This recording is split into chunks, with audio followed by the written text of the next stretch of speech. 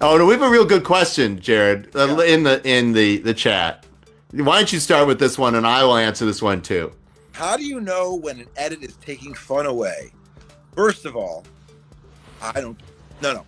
First of all, it's playtesting. Playtesting. At some point, all of your experience will create an instinct in you. What you really need to ask yourself is, how did it get there in the first place? You know, what makes you think you view edits?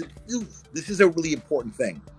There's two ways of approaching editing in your entire life. And I want everyone to remember this. This is the most important part about editing, because we have been broken by George Lucas.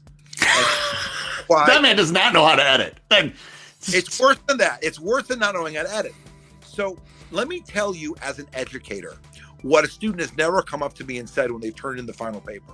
Oh, you can see the sources I didn't use. You can see the arguments I didn't make. You see the 5 pages I cut out. No, because when you're writing a paper, you view it as additive. You're like, I'm adding these things together. And that's not because you're good at writing. It's because you're lazy. But when it's true, you're too lazy. Blaise Pascal, the math wrote, I write this letter longer than usual because I lack the time to write it short. The trick to these things are as follows. When you're dealing with media, because every item of media required a level of effort that you can remember and you can see. You don't see words on the cutting room floor, but you see graphics, you see processes, because each one of those has an inherent value. You forget that it was additive in the first place, and that editing is always subtractive, or editing is always additive. You're always bringing it together, and you can remove things without losing things.